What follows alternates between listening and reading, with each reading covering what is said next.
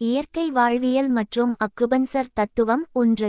மனிதன் தோன்றிய காலத்திலிருந்து இப்போது வரை அனுபவ ரீதியாகவும் அறிவியல் ரீதியாகவும் பல்வேறு மருத்துவ முறைகள் பின்பற்றப்பட்டு வருகிறது. 1960ஆம் ஆண்டு உலக சுகாதார நிறுவனம் WHO 134 நாடுகளைச் சார்ந்த 104 வகையான மருத்துவ முறையை அங்கீகரித்தது. இதில் 8000 ஆண்டுகளுக்கு முன் தோன்றிய அக்குபஞ்சர் மருத்துவமும் ஒன்று. நமது நாட்டில் அலோபதி, சித்தா, ஆயுர்வேதா, யுனானி, ஹோமியோபதி மற்றும் அக்குபஞ்சர் மருத்துவ முறைகள் பரவலாக நடைமுறையில் உள்ளது.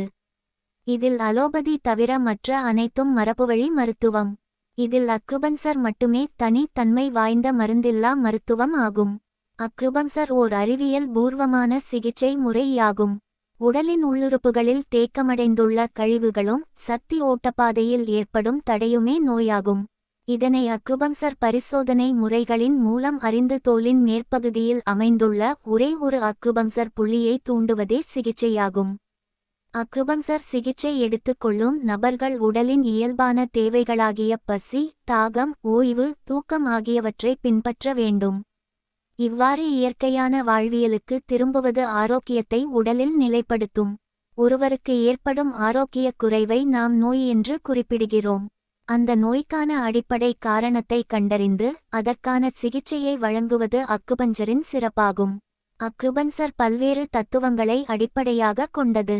உடலுக்கு தேவையான அனைத்து வெளி மற்றும் உள் உறுப்புகளையும் மிகவும் நுட்பமாக அமையப்பெற்றிருக்கிறது. இந்த உடல் உறுப்புகள் மூலம் நாம் உட்கொள்ளும் உணவுகள், பானங்கள் மற்றும் ஆரோக்கியமான எண்ணங்கள் இறுதியாக உடலுக்கு தேவையான சக்தியாக மாற்றப்படுகின்றன. எஞ்சியவை கழிவுகளாக உடலை விட்டு வெளியேறுகின்றன.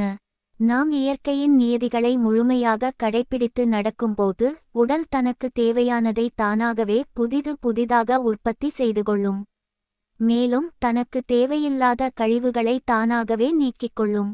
தனக்கு ஏற்பட்டுள்ள தொந்தரவுகளை தானாகவே சரி செய்து கொள்ளும். இயற்கையின் நியதிகளுக்கு உட்பட்டு நமது வாழ்க்கையை எப்படி அமைத்துக்கொள்ள வேண்டும் என்பதை நாம் இனிவரும் காணொளிகளில் விரிவாக பார்க்க இருக்கிறோம்.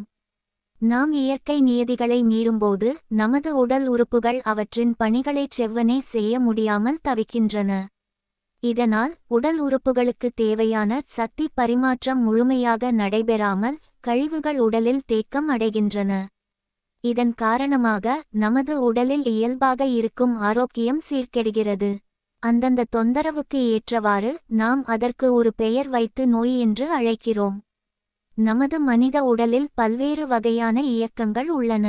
அவற்றில் சில உறுப்பு இயக்கம் கைகள், கால்கள், விரல்கள் மற்றும் கால்விரல்கள் போன்ற உடல் பாகங்களை நகர்த்துவது. சுற்றோட்ட இயக்கம் இரத்தம் உடல் முழுவதும் சுழற்சி செய்வது. சுவாச இயக்கம் நுரையீரல் வழியாக காற்று உள்ளிழுக்கப்பட்டு வெளியேற்றப்படுவது. செரிமான இயக்கம் உணவு உடைக்கப்பட்டு ஊட்டச்சத்துக்கள் உறிஞ்சப்படுவது. இவை மட்டுமல்லாமல் இன்னும் பல இயக்கங்கள் உள்ளன. நமது உறுப்புகளுக்கு சக்தியை எடுத்துச் செல்லும் பாதைகளும் அவற்றை முக்கியமான உறுப்புகளுக்கு பகிர்ந்து கொடுக்கும் முறையும் அக்குபஞ்சர் தத்துவம் கற்றுத் தருகிறது. அக்குபஞ்சர் சிகிச்சையின் அடிப்படை தத்துவங்கள். உடலில் ஆற்றல் ஓட்டம் சீராக இருக்க வேண்டும். உடலில் உள்ள குறிப்பிட்ட புள்ளிகளை தூண்டுவதன் மூலம் ஆற்றல் சமநிலையை மீட்டெடுக்க முடியும். ஒவ்வொரு உறுப்பும் ஒரு குறிப்பிட்ட பாதையில் இணைக்கப்பட்டுள்ளது.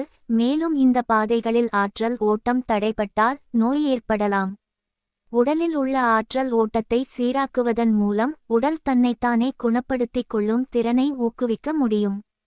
அக்குபஞ்சர் மருத்துவத்தில் பஞ்சபூத தத்துவம் என்பது மிக முக்கியமான ஒன்றாகும். இது நம் உடலையும் அதைச் சுற்றியுள்ள உலகத்தையும் உருவாக்கும் 5 அடிப்படை கூறுகளாகும். அவை நிலம், நீர், நெருப்பு, காற்று மற்றும் மரம். இந்த 5 கூறுகளும் நம் உடலுக்குள் எவ்வாறு செயல்படுகின்றன என்பதை புரிந்துகொள்வதன் மூலம் அக்குபஞ்சர் மருத்துவர்கள் ஆரோக்கிய பிரச்சனைகளுக்கு சிகிச்சையளிக்க முடியும். பஞ்சபூத தத்துவத்தின்படி ஒவ்வொரு மூலகத்திற்கும் குளிர்ச்சி மற்றும் வெப்ப உறுப்புகள் உள்ளன. நெருப்பு இதயம் குளிர்ச்சி சிறுகுடல் வெப்பம். நிலம் மண்ணீரல் குளிர்ச்சி இரைப்பை வெப்பம். காற்று நுரையீரல் குளிர்ச்சி பெருங்குடல் வெப்பம். நீர் சிறுநீரகம் குளிர்ச்சி சிறுநீர்ப்பை வெப்பம். மரம் கல்லீரல் குளிர்ச்சி பித்தப்பை வெப்பம். சீன மொழியில் குளிர்ச்சியை ஏன் என்றும் வெப்பத்தை யாங் என்றும் குறிப்பிடுவார்கள்.